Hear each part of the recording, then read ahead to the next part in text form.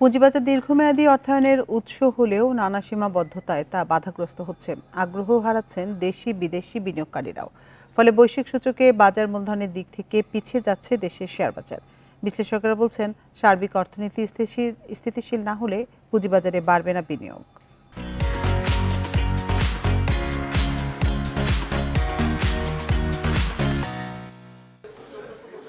পুঁজিবাজার অর্থনীতিতে উল্লেখযোগ্য ভূমিকা পালন করলেও নানা অনিয়ম, অদক্ষতায় সংকুচিত হয়েছে দেশের পুঁজিবাজার।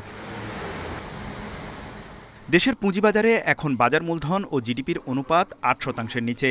পাশের দেশ ভারতে এই হার ১২০%। পরিসংখ্যান বলছে, বৈশ্বিক র্যাঙ্কিংয়ে ৫ ধাপ নেমে দেশের পুঁজিবাজার অবস্থান করছে ৪২তম স্থানে। বাজার মূলধনের দিক থেকে বিশ্বে প্রথম নিউ ইয়র্ক স্টক এক্সচেঞ্জ। ষষ্ঠ স্থানে থাকা ভারতের ন্যাশনাল স্টক এক্সচেঞ্জের বাজার মূলধন $৫.৬২ ট্রিলিয়ন। অন্যদিকে ঢাকা স্টক এক্সচেঞ্জের বর্তমান বাজার মূলধন $৬.৫ লাখ কোটি টাকার ঘরে।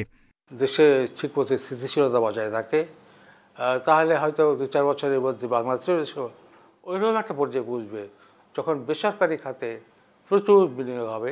শেয়ার বাজার থেকে যারা পুঁজি সংগ্রহ এবং যোগান দেন তাদের আগ্রহ কমায় আকার বাড়েনি বাজারের। এজন্য সার্বিক অর্থনৈতিক অস্থিতিশীলতাকে দায়ী করছেন বিএসইসির সাবেক এই চেয়ারম্যান।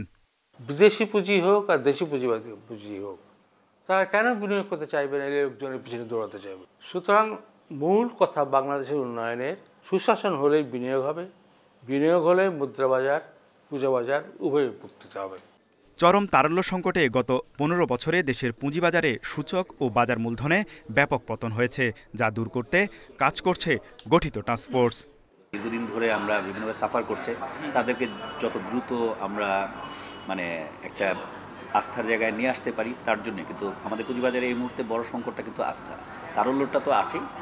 পুঁজিবাজারের উন্নয়ন ও নিয়ন্ত্রণে কাজ করা প্রতিষ্ঠানের জবাবদিহিতা নিশ্চিত করা না গেলে দীর্ঘমেয়াদী অর্থায়নের পথ সুগম হবে না বলেও মনে করছেন বাজার সংশ্লিষ্টরা। তৌহিদ রানা, ইন্ডিপেন্ডেন্ট নিউজ, ঢাকা।